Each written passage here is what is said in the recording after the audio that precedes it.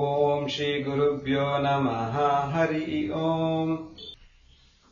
ओम भद्रं कर्णे विष्णुजामदेवाः भद्रं पश्येमाक्षभिर्यजत्राः स्थिरैरङ्गैः सुष्ठुवापुंसस्तनूभिः विषेकदेवहितैयदायुः स्वस्ति न इन्द्रो वृद्धश्रवाः स्वस्ति नः पूषा विश्ववेदाः स्वस्ति नस्ताक्ष्यो अरिष्टनेमिः स्वस्ति नो बृहस्पतिर्ददातु। ओम शान्तिः शान्तिः शान्तिः। ओम नमस्ते गणपतये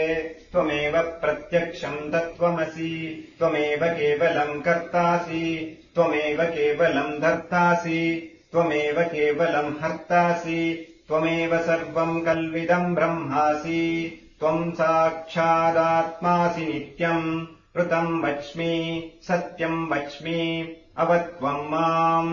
अववक्तारम् अवश्रोतारम् अवधातारम् अवधातारम् अवानूचानमवशिष्यम् अवपश्चात्तात् अवपुरस्तात् अवोत्तरात्तात् अवदक्षिणात्तात् अवचोर्ध्वात्तात् अवाधरात्तात् सर्वतो माम् पाहि पाहि समन्तात् त्वम् वाङ्मयस्त्वम् चिन्मयः त्वमानन्दमयस्त्वम् ब्रह्ममयः त्वम् सच्चिदानन्दाद्वितीयोऽसि त्वम् प्रत्यक्षम् ब्रह्मासि त्वम् ज्ञानमयो विज्ञानमयोऽसि सर्वम् जगदिदम् त्वत्तो जायते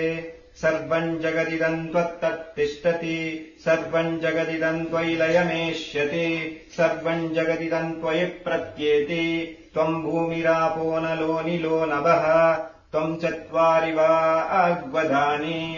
त्वम् गुणत्रयातीतः त्वम् अवस्थात्रयातीतः त्वम् देहत्रयातीतः त्वम् कालत्रयातीतः त्वम् मूलाधारे स्थितोऽसि नित्यम् त्वम् शक्तित्रयात्मकः त्वाम् योगिनो ध्यायन्ति नित्यम् त्वम् ब्रह्मा त्वम् विष्णुस्त्वम् रुद्रस्त्वमिन्द्रस्त्वमग्निस्त्वम् वायुस्त्वम् सूर्यस्त्वम् चन्द्रमास्त्वम् ब्रह्मभूर्भुवस्वरोम् गणादिम् पूर्वमुच्चार्य वर्णादिम् तदनन्तरम् अनुस्वारः परतरः अर्धेन्दुलसितम् तारेण रुद्धम् ये तत्तव मनुस्वरूपम् गकारः पूर्वरूपम् अकारो मध्यमरूपम् अनुस्वारश्चान्त्यरूपम् बिन्दुरुत्तररूपम् नादः सन्धानम् सगंहिता सन्धिः शैषा गाणेश विद्या गणक ऋषिः निजद्गायत्रीश्चन्दः श्रीमहागणपतिर्देवताम् ओम् गङ्गणपतये नमः। एकदन्ताय विद्महे वक्रतुण्डाय धीमहि तन्नो दन्तिः प्रचोदयात्। एकदन्तम् चतुर्हस्तम् पाशमङ्कुशधारिणम् रदम् च वरदम् हस्तैर्बिभ्राणम् मूषकध्वजम् रक्तम् लम्बोदरम् शूर्पकर्णकम् रक्तवाससम् रक्तगन्धानुलिप्ताङ्गम् रक्तपुष्पैः सुपूजितम् भक्तानुकम्पिनम् देवम् जगत्कारणमच्युतम् आविर्भूतम् च सृष्ट्यादौ प्रकृतेः पुरुषात् परम् एवम् ध्यायति यो नित्यम् स योगी योगिनाम् वरः। नमो व्रातपतये नमो गणपतये नमः प्रमथपतये नमस्तेऽस्तु लम्बोदराय एकदन्ताय विघ्नविनाशिने शिवसुताय श्रीवरदमूर्तये नमो नमः। ये दततर्वशीर्षंयोधीते स ब्रह्मभूयाय कल्पते स सर्वविघ्नैर्न बाध्यते स सर्वत्र सुखमेधते स पञ्चमहापापात् प्रमुच्यते सायमधीयानो दिवसकृतम् पापम् नाशयति प्रातरधीयानो रात्रिकृतम् पापम् नाशयति सायम् प्रातः प्रयुञ्जानो पापो पापो भवति सर्वत्राधीयानोपविघ्नो भवति धर्मार्थकाममोक्षम् च विन्दति इदमथर्वशीर्षमशिष्याय न ध्येयम् यो यदि मोहाद्धास्यति स पापीयान् भवति सहस्रावर्तनाध्यय्यम् काममधीते तन्तमतेन साधयेत् अनेन गणपतिमविषिञ्चति स वाग्मी भवति चतुर्थ्या मनश्शञ्चपति स विद्यावान् भवति इत्यथर्वणवाक्यम् ब्रह्माध्यापरणम् विद्यान्न बिभेति कदाचनेति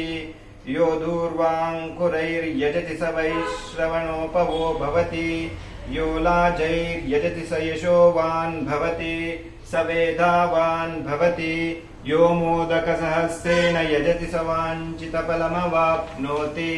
यः साज्यसमिर्भिर्यजति स सर्वं लभते स सर्वं लभते अष्टौ ब्राह्मणान् सम्यग्राहयित्वा सूर्यवर्चस्वी भवति सूर्यग्रहे महानद्याम् प्रतिमासन्निधौ वा जप्त्वा सिद्धमन्त्रो भवति महाविघ्नात् प्रमुच्यते महादोषात् प्रमुच्यते महापापात् प्रमुच्यते महाप्रत्यवायात् प्रमुच्यते